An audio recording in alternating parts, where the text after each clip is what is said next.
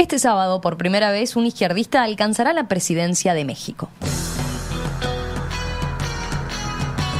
Andrés Manuel López Obrador, conocido como AMLO por sus iniciales, asumirá su puesto este 1 de diciembre, 5 meses después de lograr el 53% de los votos en las elecciones, al frente de la coalición Juntos Haremos Historia.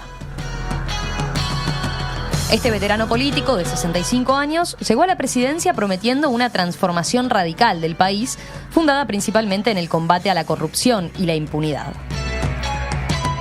Pero la transición no ha estado exenta de polémicas, por ejemplo con la realización de 2 consultas populares y el anuncio de una tercera, y además de varios vaivenes en la bolsa mexicana a la espera de noticias en materia de lo que va a ser su programa económico. Bueno, ¿qué puede esperarse de los primeros días del gobierno de Andrés Manuel López Obrador? Para hablar de este tema es que estamos en contacto ahora con Tijuana, donde está el sociólogo y politólogo uruguayo Carlos Moreira. Carlos, ¿qué tal? Buen día, un gusto saludarte. Buenos días, Romina, ¿qué tal? Bueno, te empiezo preguntando por una noticia de estos últimos días que nosotros dimos cuenta en nuestro panorama informativo en el panorama internacional, ¿no? Andrés Manuel López Obrador abrió una convocatoria pública para desarrollar algo que ha definido como una constitución moral, ¿no? ¿Nos podés contar en qué consiste esta iniciativa, que es una de las que ahora ha llamado la atención en esta transición que ya deja de ser transición, ¿no? Y se viene su próximo gobierno? Sí, todavía no sabemos qué impacto tendrá en la opinión pública la propuesta, eso porque ha sido anunciada hace pocas horas, pero sí ya ha despertado polémicas entre intelectuales y académicos a través de las redes sociales y de la prensa. Por eso creo que es importante revisar un poco los antecedentes, el trasfondo y a dónde nos puede conducir esta propuesta de constitución moral. Uh-huh. Me parece perfecto, sí. La motivación manifiesta el objetivo de Andrés Manuel López Obrador, AMLO, es generar una serie de lineamientos normativos, una especie de código ético para la vida en sociedad, en general. Uh-huh. Para hacer frente un poco al individualismo y las divisiones en que se debate la sociedad mexicana hoy. Es decir, construir un consenso en torno a 5 ejes y con una palabra o término clave que es el respeto. Dice respeto a nuestra propia persona, a la familia, a la sociedad donde vivimos y a la especie humana en general, a la patria y a la naturaleza. Uh-huh. ¿Y hay algún tipo de antecedente de esto que propone? Sí, justamente no es nueva la propuesta, existen al menos 2 grandes antecedentes. Uno está en Alfonso Reyes, que fue un escritor y diplomático mexicano de mediados del siglo XX, el llamado Regiomontano Universal, porque era originario de Monterrey, a quien en 1944 le encargaron elaborar una cartilla moral, así se llamó, para promover una campaña de alfabetización. Era una especie de guía de valores para todos los mexicanos.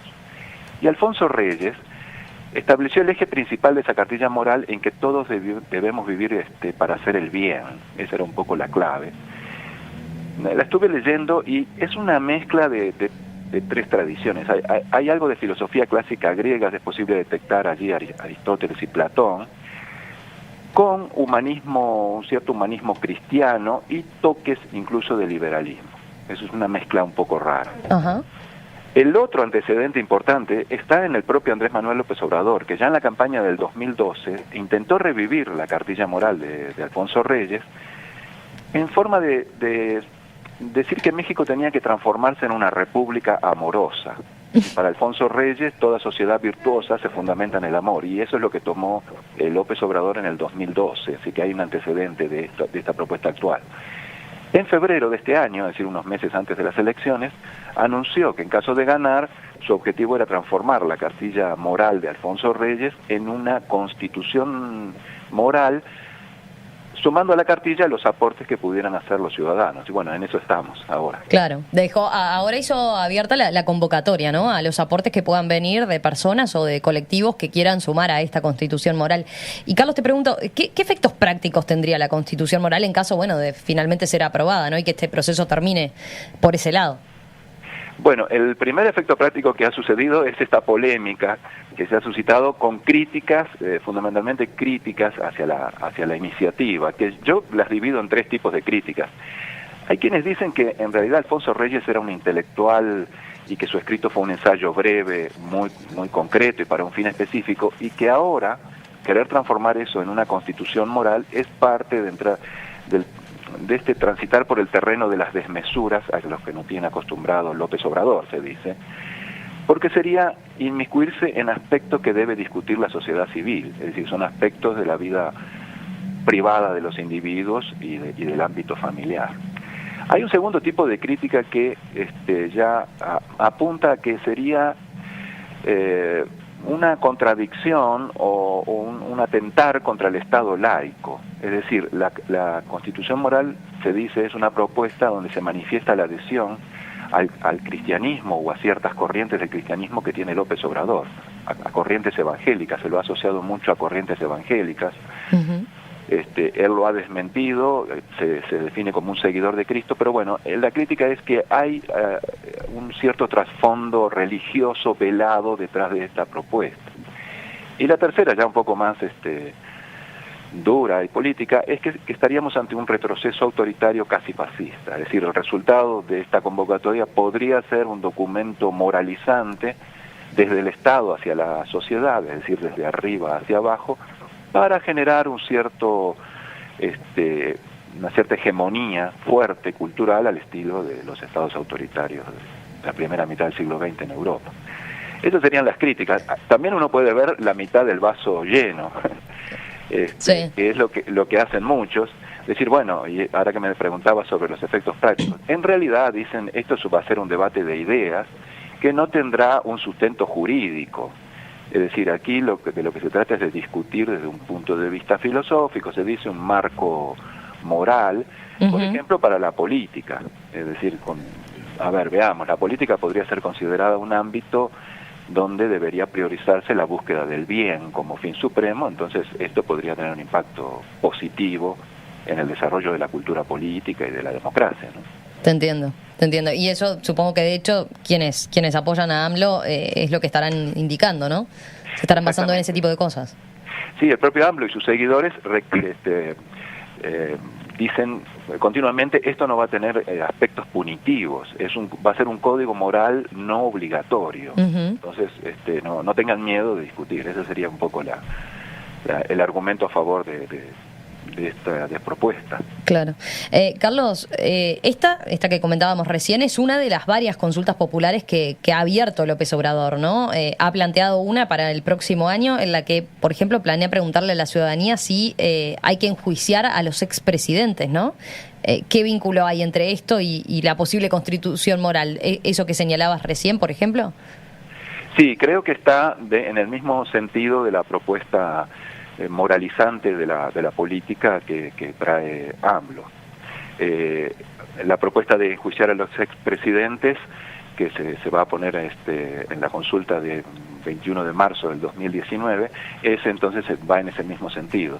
Lo que pasa con esa propuesta específica es que, por un lado, AMLO ha dicho que es justo que se pueda juzgar a los expresidentes por diversos delitos, y por otro lado dice que no es el momento de hacerlo. Es decir, es justo, pero no es el momento de hacerlo, porque dice va a distraer al país de cosas importantes.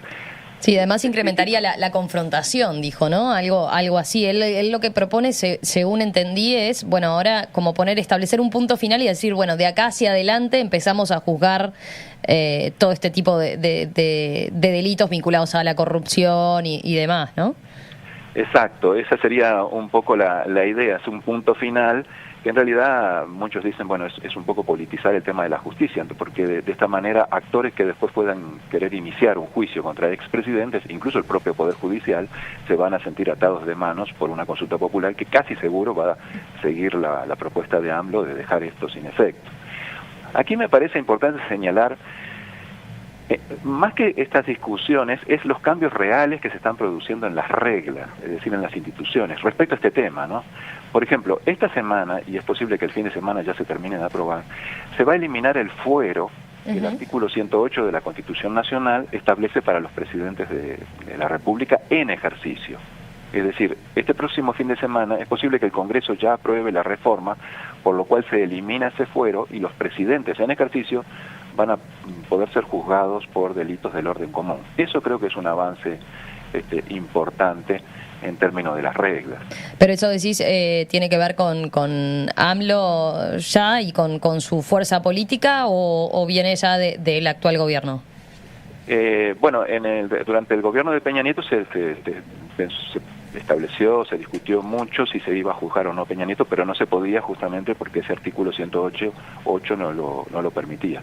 Creo que esto en realidad ahora es un acuerdo también entre AMLO y también la oposición. Es una mayoría importante del Congreso que ha votado ayer en el Senado y ahora se está discutiendo en diputados para aprobar esta reforma. Bien. Carlos, antes de preguntarte por otros temas, una aclaración. Hablamos de las consultas populares estas que ha abierto López Obrador, ¿no? Pero y ha sido todo un tema de debate allí, ¿no? Esto de llamar a la ciudadanía, no a través de consultarla por lo que opina de varios temas que él considera importantes, relevantes, pero no hacerlo con la intervención, digamos, de autoridades electorales en un plebiscito o en un referéndum que pueda efectivamente tener las garantías de toda la ciudadanía, sino que las hace más que nada que entre sus partidarios. Así es, realizó 2 consultas que en realidad están fuera del marco legal, porque tendrían que regirse por el artículo 35 de la Constitución Nacional, que establece requisitos un poco... es exigente en materia de consultas populares y además tendría que ser organizado por el Instituto Nacional Electoral, que es el órgano oficial para organizar elecciones. Así que esas 2 consultas han tenido ese papel, es decir, un rol más legitimador y por fuera del campo legal. La primera consulta que se haría dentro de este contexto normativo constitucional es la del próximo marzo. Para eso se está ahora discutiendo también, y es posible, casi seguro que se va a aprobar, una reforma a este artículo 35 de la Constitución mexicana para que las consultas populares a partir de esta reforma sean vinculantes para las autoridades. Al momento actual, aunque se realizaran las consultas, según el artículo 35, hasta el momento no son vinculantes, salvo que participara al menos el 40% del padrón electoral nominal, cosa que es una meta muy exigente en México de participación.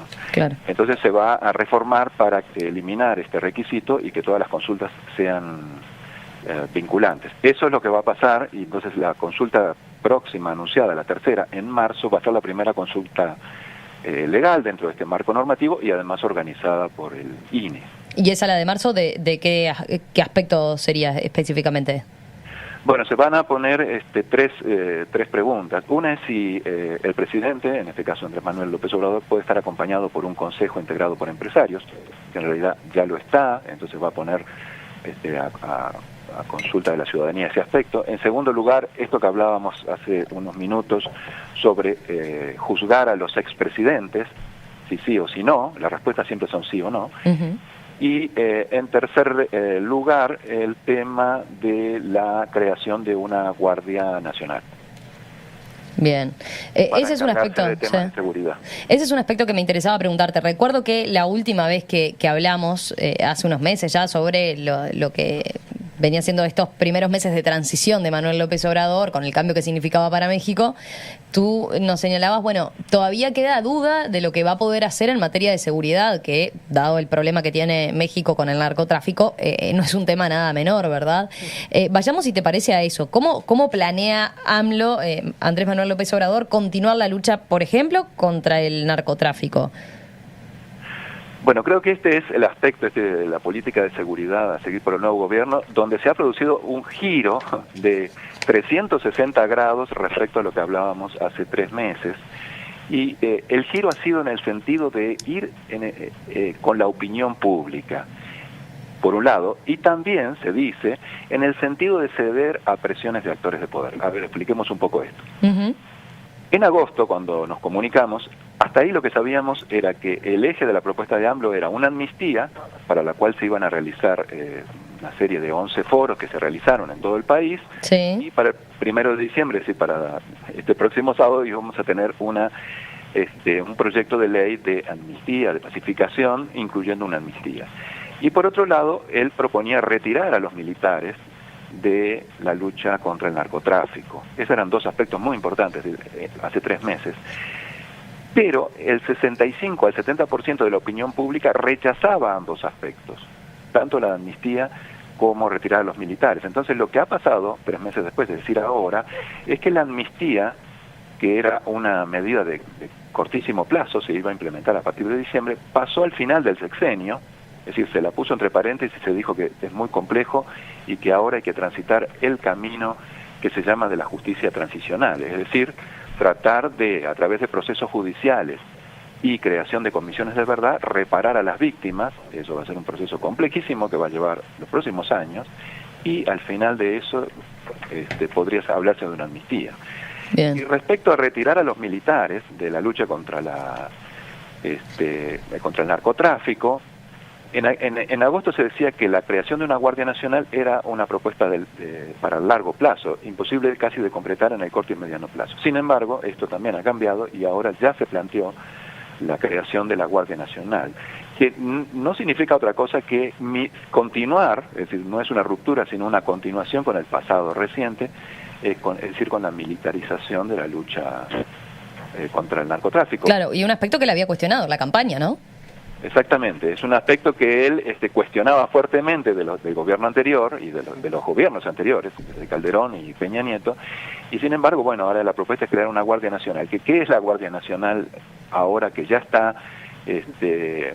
la propuesta en el Congreso?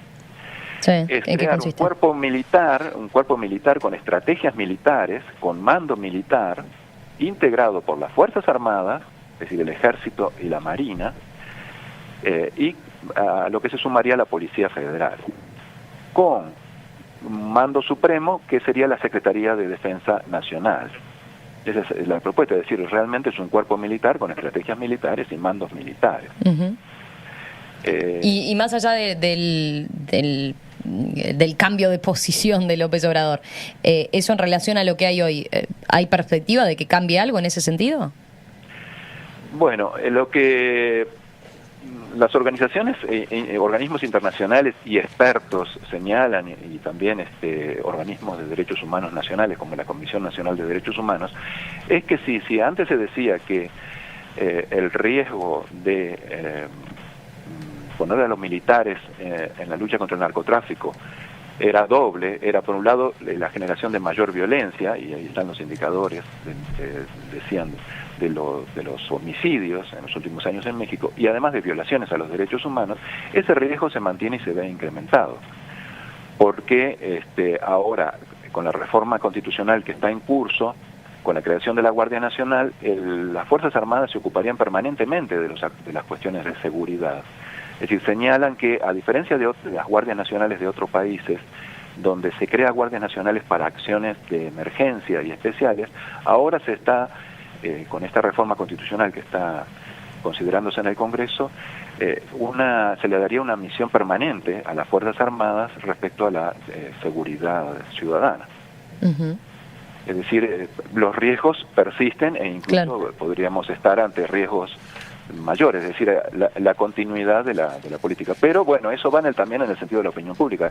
Ya te digo, entre el 65% y el 70% de la opinión pública está de acuerdo con la propuesta de creación de una Guardia Nacional y mantener a los militares en la lucha contra el narcotráfico. Bien.